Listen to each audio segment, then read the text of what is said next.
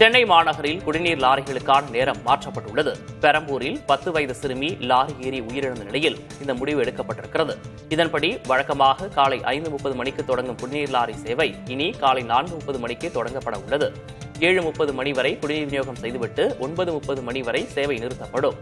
பிறகு வழக்கமான முறையில் குடிநீர் விநியோகம் நடைபெறும் என்றும், இதற்கேற்ப குடிநீர் விநியோக பகுதிகளை மாற்றியமைக்கும் பணியை சென்னை குடிநீர் வழங்கல் வாரியம் தொடங்கியுள்ளது.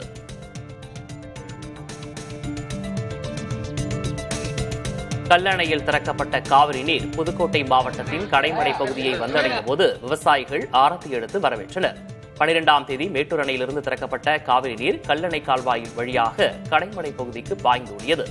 புதுக்கோட்டை மாவட்டத்தின் கடைமடையான நாகுடி பகுதிக்கு வந்தடைந்த காவிரி நீரை திரளான விவசாயிகள் உற்சாகமாக வரவேற்றனர். குளவையிட்டபடி ஆரத்தி எடுத்தும் பூக்கள், தானியங்களை தூவியும் மகிழ்ச்சியை வெளிப்படுத்தினர். வெற்றி பெறுவோரை தீர்மானித்துவிட்டு நடத்தப்படும் தேர்தல் ஜனநாயகத்துக்கு விஷம் என்று எதிர்க்கட்சித் தலைவர் ராகுல் காந்தி சாடியுள்ளார். வாக்குச்சாவடிகளில் பதிவான சிசிடிவி காட்சிகளை 45 நாட்களுக்கு பிறகு அழித்துவிடும் உத்தரவு உள்ளிட்ட தேர்தல் ஆணையத்தின் செயல்பாடுகளை விமர்சித்து ராகுல் தனது எக்ஸ் பக்கத்தில் பதிவிட்டுள்ளார்.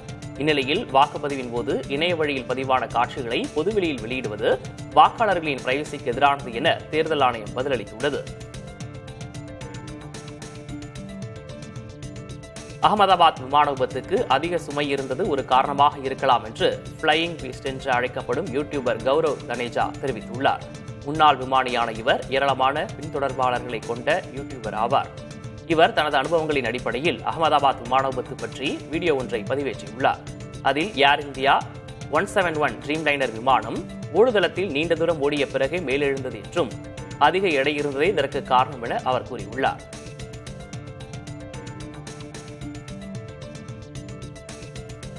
தமிழகத்தில் அடுத்த 2 தினங்களுக்கு வெப்பநிலை இயல்பை விட அதிகரிக்கக்கூடும் என வானிலை ஆய்வு மையம் தெரிவித்துள்ளது. ஓரிரு இடங்களில் 2 முதல் 3 டிகிரி செல்சியஸ் வரை உயரும் வெப்பநிலையால் அசௌகரியம் ஏற்படலாம் எனவும் சென்னை வானிலை ஆய்வு மையம் எச்சரித்துள்ளது. இருப்பினும் ஜூன் 27ஆம் தேதி வரை தமிழகம் மற்றும் புதுச்சேரியில் ஓரிரு இடங்களில் லேசானது முதல் மிதமானது வரையிலான மழை பெய்யலாம் எனவும் வானிலை ஆய்வு மையம் தெரிவித்துள்ளது. சென்னையை பொறுத்தவரை மிதமான மழைக்கு வாய்ப்பிருப்பதாகவும் வெப்பநிலை 21 டிகிரி செல்சியஸ் வரை அதிகரிக்கலாம் எனவும் வானிலை மையம் எச்சரித்துள்ளது. வெற்றி பெறுபவரை தீர்மானித்துவிட்டு நடத்தப்படும் தேர்தல் ஜனநாயகத்திற்கு விஷம் என்று எதிர்க்கட்சித் தலைவர் ராகுல் காந்தி சாடியுள்ளார். வாக்குச்சாவடிகளில் பதிவான சிசிடிவி காட்சிகளை 45 நாட்களுக்கு பிறகு அழித்துவிடும் உத்தரவு உள்ளிட்ட தேர்தல் ஆணையத்தின் செயல்பாடுகளை விமர்சித்து ராகுல் தனது எக்ஸ் பக்கத்தில் பதிவிட்டுள்ளார். இந்நிலையில் வாக்குப்பதிவின் போது இணைய வழியில் பதிவான காட்சிகளை பொதுவெளியில் வெளியிடுவது வாக்காளர்களின் பிரைவசிக்கு எதிரானது என்று தேர்தல் ஆணையம் பதிலளித்துள்ளது.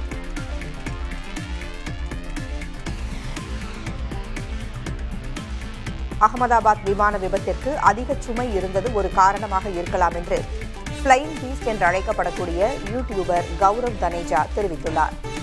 முன்னாள் விமானியான இவர் ஏராளமான பின்தொடர்பாளர்களை கொண்ட யூடியூபர். இவர் தனது அனுபவங்களின் அடிப்படையில் அகமதாபாத் விமான விபத்து பற்றி வீடியோ ஒன்றை பதிவேற்றியுள்ளார். அதில் ஏர் இந்தியா 171 ட்ரீம்லைனர் விமானம் ஓடுதளத்தில் நீண்ட தூரம் ஓடிய பிறகே மேலெழுந்தது என்றும் அதிக எடை இருந்ததே இதற்கு காரணம் என்றும் அவர் கூறியுள்ளார்.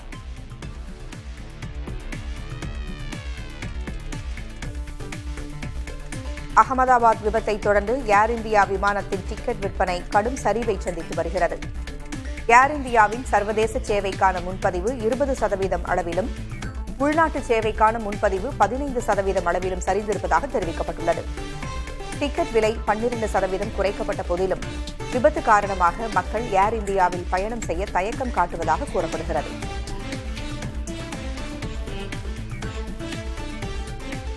சத்தீஸ்கரில் நக்சலைட்டுகளால் பாதிக்கப்பட்ட பகுதியில் சர்வதேச யோகா தின விழா கொண்டாடப்பட்டது. சுக்மா மாவட்டத்தின் துமல்பத் கிராமத்தில் நடைபெற்ற இந்த நிகழ்வில் கிராம மக்களுக்கு சிஆர்பிஎஃப் படையினர் யோகாசனங்களை பயிற்றுவித்தனர்.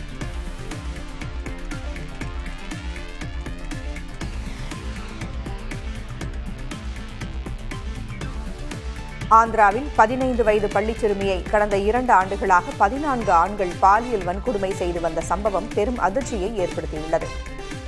சிறுமி 8 மாதம் கர்ப்பமாக இருப்பதாகவும் காவல்துறை தெரிவித்துள்ளது. 17 பேரை காவலர்கள் கைது செய்துள்ளனர்.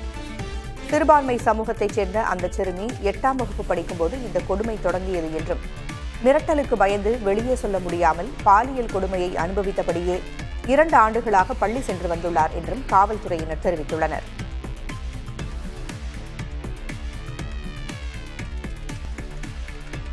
தென்கொரியாவின் கால்பந்து கிளப்புகள் வெளிநாட்டு கோல் கீப்பர்களை ஒப்பந்தம் செய்ய விதிக்கப்பட்டிருந்த தடை 26 ஆண்டுகளுக்கு பிறகு நீக்கப்பட்டுள்ளது. உள்ளூர் திறனை ஊக்குவிக்கும் பொருட்டு கடந்த 1999ஆம் ஆண்டு வெளிநாட்டு கோல் கீப்பர்களை ஒப்பந்தம் செய்ய தடை விதிக்கப்பட்டிருந்தது. தற்போது ஊதியத்தில் உள்ள ஏற்ற இறக்கம், அதிகரித்திருக்கும் கிளப்புகளின் எண்ணிக்கை போன்றவற்றின் காரணமாக தடை நீக்கப்பட்டுள்ளது. பிரபலங்கள் எது செய்தாலும் ரசிகர்களின் கவனத்தை ஈர்க்கத்தான் செய்யும்.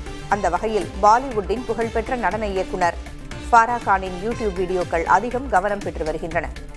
ஆனால் அதில் புகழடைந்தது ஃபாரா கான் அல்ல, அவரது சமையற் கலைஞர் திலீப்.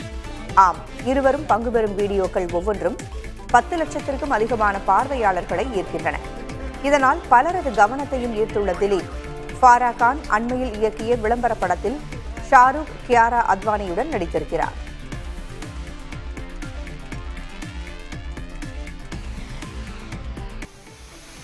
தருமபுரி மாவட்டம் ஒகேனக்கல் அருவியில் கொட்டிய நீரில் ஆபத்தை உணராமல் சுற்றுலா பயணிகள் ஆனந்த குளியல் போட்டனர். காவிரி ஆற்றிலிருந்து வினாடிக்கு 20,000 கன அடி தண்ணீர் திறக்கப்பட்ட நிலையில் ஒகேனக்கலில் சினி அருவி, ஐந்தருவி, மெயின் அருவி உள்ளிட்ட பகுதிகளில் தண்ணீர் ஆர்ப்பரித்து கொட்டியது. இதனால் சுற்றுலா பயணிகள் குளிக்க தடை விதிக்கப்பட்ட நிலையில் பிரதான வழிகள் மூடப்பட்டன. ஆனால் தடையை மீறி பரிசல் இயக்கப்பட்டதாக புகார் எழுந்தது.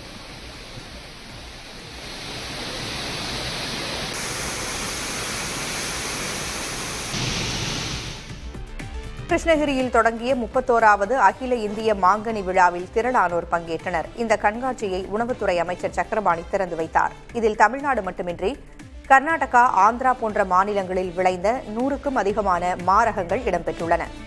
தோட்டக்கலை உள்ளிட்ட 32 துறைகளின் அரங்குகள், 80 வணிக அங்காடிகள் அமைக்கப்பட்டுள்ள இந்த மாங்கனி கண்காட்சி தொடர்ந்து 25 நாட்கள் நடைபெறுகிறது.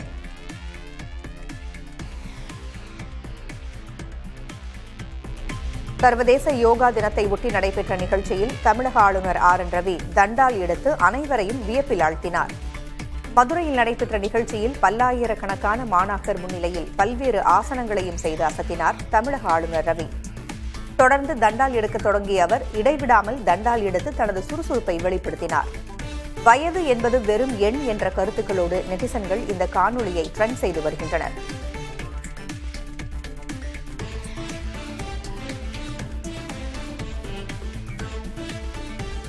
கேரள மாநிலம் இடுக்கி அருகே மூணாறில் மதம் பிடித்த படையப்பா என்ற காட்டு யானை இரவு நேரங்களில் விளைநிலங்களுக்குள் புகுந்து பயிர்களை சேதப்படுத்துகிறது.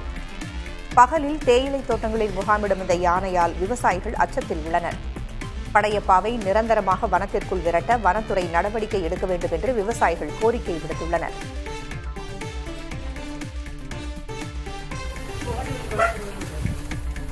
ICMR கீழ் செயல்படும் மும்பையில் உள்ள தேசிய இம்யூனோ ஹியூமடாலஜி நிறுவனம் நாட்டிலேயே முதன்முறையாக அரிய வகை இரத்த பதிவேட்டு முறையை தொடங்கியுள்ளது. இந்தியாவில் ரத்தம் பற்றிய தகவல்களை அறிந்து கொள்ள ரத்த கோஷ் என்ற மத்திய அரசின் தளம் செயல்பட்டு வருகிறது. இதனுடன் ICMR பதிவேட்டினையும் சேர்க்க நடவடிக்கை எடுக்கப்படுகிறது. டெய்லர் 2 அடுத்த ஆண்டு பொங்கல் வெளியீடாக திரைக்கு வரலாம் என்று எதிர்பார்க்கப்படுகிறது. இந்நிலையில் படத்தின் இயக்குநர் நெல்சன் பிறந்த நாளில் ரஜினிகாந்த் கேக் ஊட்டிய புகைப்படங்களை தயாரிப்பு நிறுவனம் X தளத்தில் பகிர்ந்துள்ளது. அதில் ரஜினி, நெல்சனுடன் நடிகர் யோகிபாபுவும் உடனிருந்தார். முதல் பாகத்தில் ரஜினி யோகிபாபு கூட்டணி நகைச்சுவை காட்சிகள் நன்றாக இருந்தன.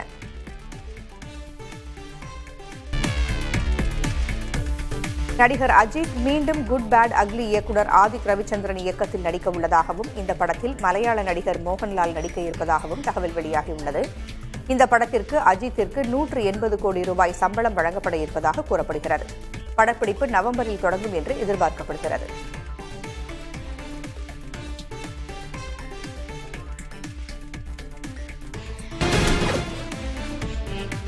பார்க்கின்சன் எனும் நடுக்குவாதம் பாதித்த நோயாளிகள் இனிய இசையை கேட்பதை விட வாய்விட்டு பாடுவதால் உடல் நலம் முன்னேற்றம் ஏற்படுவதாக மருத்துவ வல்லுநர்கள் கூறுகின்றனர். இதன் மூலம் உடலில் உள்ள பேச்சு, சுவாசம், இயக்கம், நினைவகம் மற்றும் உணர்ச்சியை நிர்வகிக்கும் பகுதிகள் இணைந்து செயல்படுவது ஆய்வில் தெரிய வந்திருப்பதாக மருத்துவ உலகம் கூறுகிறது. அந்த வகையில் பார்க்கின்சன் நோயால் பாதிக்கப்பட்டவர்களின் ஒட்டுமொத்த ஆரோக்கியமும் மேம்படும் என்று மருத்துவர்கள் நம்பிக்கை தெரிவிக்கின்றனர்.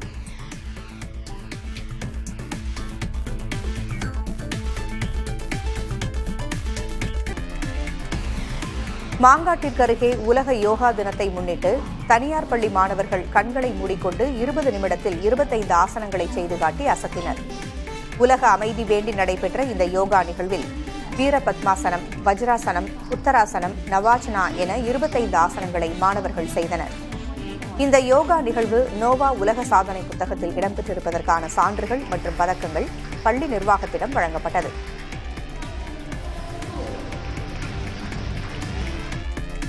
ஒசூர் பேருந்து நிலையத்திற்கு எதிரே உள்ள மேம்பாலத்தில் பழுது ஏற்பட்ட நிலையில் வாகன போக்குவரத்திற்கு தடை விதிக்கப்பட்டது. மேம்பாலத்தில் தூண்கள் அமைக்கப்பட்டுள்ள பகுதியில் உள்ள இணைப்பில் உள்ள பேரிங் பழுது காரணமாக மேம்பாலம் 1 அடி வரை இணைப்பு பகுதியில் விலகியுள்ளது. இதையடுத்து மேம்பாலத்தில் போக்குவரத்திற்கு தற்காலிகமாக தடை விதிக்கப்பட்டுள்ளது. சாலை விரிவாக்கத்தால் போக்குவரத்து மாற்றம் செய்யப்பட்டிருக்கும் நிலையில் மேம்பாலத்திலும் போக்குவரத்து நிறுத்தப்பட்டுள்ளது.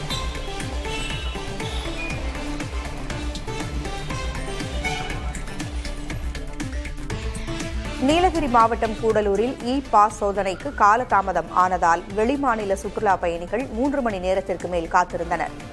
கேரளா மற்றும் கர்நாடக மாநிலங்களில் இருந்து வரும் வாகனங்கள் சில்வர் கிளவுட் பகுதியில் உள்ள சோதனை சாவடியில் பாஸ் சோதனை செய்த பிறகு அனுமதிக்கப்படுகின்றன. இந்நிலையில் சர்வரில் திடீரென்று கோளாறு ஏற்பட்டதால் பாஸ் எடுக்க முடியாமலும் பாஸை எடுத்து வந்தோர் சோதனைக்கு உட்படுத்த முடியாமலும் சிரமமடைந்தனர். பின்னர் அதிகாரிகள் வாகனங்களின் எண்களை பதிவு செய்து அனுமதித்தனர்.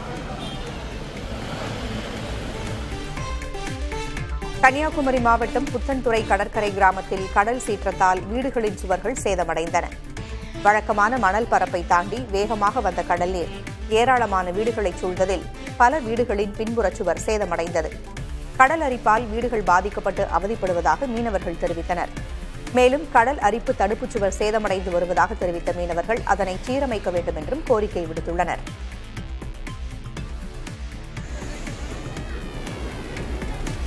ஜப்பானில் இந்திய தூதரகத்தால் ஏற்பாடு செய்யப்பட்டிருந்த சர்வதேச யோகா தின விழா கொண்டாட்டத்தில் அந்நாட்டு பிரதமரின் மனைவி கலந்து கொண்டு யோகாசனங்களை செய்தார். தலைநகர் டோக்கியோவில் அமைந்துள்ள சுக்கிஜி ஹாங்மாஜி கோயிலுக்கு அருகே இந்த நிகழ்வு நடைபெற்றது. இதில் ஜப்பான் பிரதமர் ஷிகேரு இஷிபாவின் மனைவி யோஷிகோ இஷிபாவும், ஜப்பான் வெளியுறவுத்துறை அமைச்சர் டகேஷி அயோயாவும் மனைவி சட்டோகா அயயா ஆகிய இருவரும் கலந்து கொண்டு யோகாசனங்களை செய்தனர். இதில் 2000த்திற்கும் மேற்பட்ட இந்திய வம்சாவளிகள் பங்கேற்றனர்.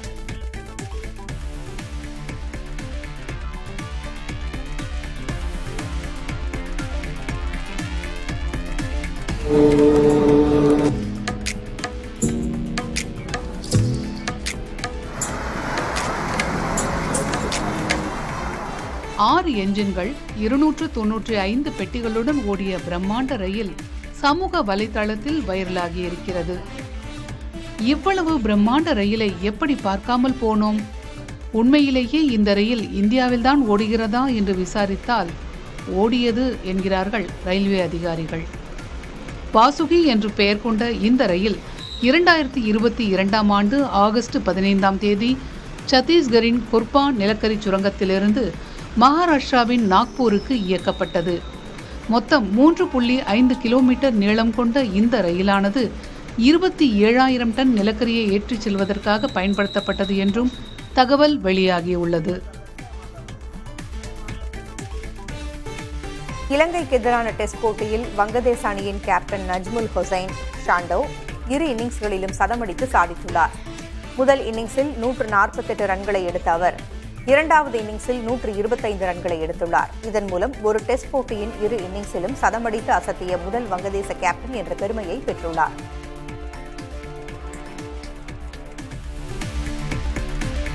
ஆப்பிள் நிறுவனம் இந்த முறை 4 புதிய மாடல்களை அறிமுகப்படுத்த தயாராகி வருகிறது.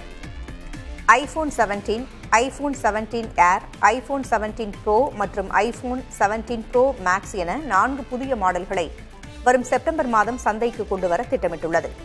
இந்த பட்டியலில் பிளஸ் மாடல் இல்லை. முந்தைய ஐபோன்களை விட மெலிதான வடிவம் என்பன உள்ளிட்ட பல்வேறு புதிய அம்சங்கள் இந்த மாடல்களில் இடம்பெற்றிருப்பதாக ஆப்பிள் தரப்பில் தகவல்கள் வருகின்றன.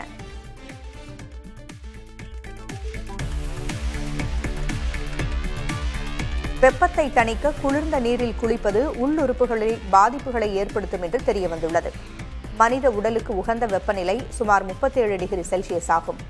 ஆனால் உடலின் மையப்பகுதி மிகவும் சூடாகும் போது மூளையில் உள்ள வெப்பநிலையை ஒழுங்குபடுத்தும் மையம் தோல், இரத்த நாளங்கள் மற்றும் தசைகளுக்கு உத்தரவிட்டு குளிர்விக்கும் வழிமுறைகளை செயல்படுத்துகிறது. வியர்வை என்பதும் வெப்பநிலையை சீராக்கும் வழிமுறை. எனவே வெப்பத்தை தணிக்க குளிர்ந்த நீரில் குளிப்பது சிலருக்கு ஆபத்தாக முடியலாம்.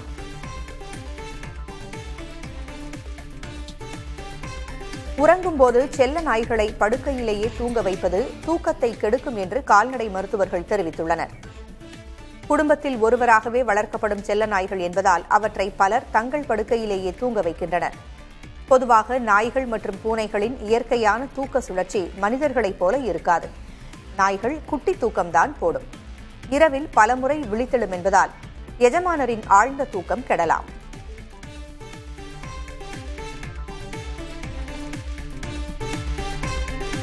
புதிதாக வீடு வாங்குபவர்களுக்கு கடன் வட்டி விகிதத்தை 0.5% குறைத்திருப்பதாக LIC ஹவுசிங் பினான்ஸ் தெரிவித்துள்ளது. எனவே தங்கள் நிறுவனத்தில் புதிதாக வீட்டுக்கடன் பெறுபவர்களுக்கு வட்டி விகிதம் 7.5% குறைக்கப்பட்டிருப்பதாகவும் இது ஜூன் 19ஆம் தேதி முதல் அமலுக்கு வந்துள்ளதாகவும் அந்த நிறுவனம் தெரிவித்துள்ளது. ரிசர்வ் வங்கி அண்மையில் கடன்களுக்கான ரெப்போ வட்டி விகிதத்தை 0.5% குறைத்த நிலையில் அதன் பலனை வாடிக்கையாளர்களுக்கு வழங்க நடவடிக்கை எடுக்கப்பட்டிருப்பதாக தெரிவித்துள்ளது. நடப்பு நிதியாண்டின் முதல் 2 மாதங்களில் உரங்கள் விற்பனை 14% அதிகரித்திருப்பதாக மத்திய உரத்துறை அமைச்சகம் கூறியுள்ளது. பருவமழை வழக்கத்தை விட கூடுதலாகவே பெய்ய வாய்ப்புள்ளதாக வானிலை ஆய்வு மையம் தெரிவித்திருந்தது. இதையடுத்து உரங்கள் தட்டுப்பாடு ஏற்படுமோ என்ற அச்சத்தில் விவசாயிகள் ஏப்ரல் மற்றும் மே மாதங்களில் அதிக அளவு வாங்கியதாக கூறப்படுகிறது. யூரியா விற்பனை 12.5%, MOP விற்பனை 39.5%, காம்ப்ளெக்ஸ் விற்பனை 37.2% அதிகரித்துள்ளது. அதே நேரம் DAP விற்பனை 10.7% குறைந்துள்ளது. ஈரானிலிருந்து ஏவப்பட்ட 40 ட்ரோன்களை இடைமறித்து அழித்ததாக இஸ்ரேல் ராணுவம் தெரிவித்துள்ளது. மோதல் தொடங்கிய ஜூன் 13ஆம் நாளிலிருந்து இதுவரை சுமார் 470 ட்ரோன்கள் அழித்து ஒழிக்கப்பட்டிருப்பதாகவும் இஸ்ரேலிய ராணுவம் கூறியுள்ளது. மொத்தத்தில் ஈரானில் இருந்து ஏவப்பட்ட 99 விழுக்காடு ட்ரோன்கள் இடைமறித்து அழிக்கப்பட்டதாகவும் இஸ்பஹானில் உள்ள ட்ரோன்கள் ஏவு மையத்தை போர் விமானங்கள் தாக்கி அழித்ததாகவும் இஸ்ரேலிய ராணுவம் வெளியிட்டிருக்கும் குறிப்பில் தெரிவிக்கப்பட்டுள்ளது.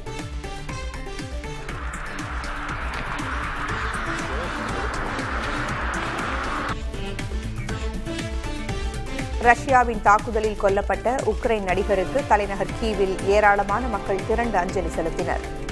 32 வயதான உக்ரைன் நடிகர் யூரி பெலிபென்கோ ரஷ்யாவிற்கு எதிரான போரில் உக்ரைன் ராணுவத்தில் இணைந்து பங்காற்றினார். கடந்த வாரம் ரஷ்யா நடத்திய தாக்குதலில் அவர் கொல்லப்பட்டார். மிகச்சிறந்த கலைஞர் என்றும் நாட்டுக்காக அவர் செய்த தியாகம் என்றும் நினைவு கூறப்படும் என்றும் தெரிவித்தனர்.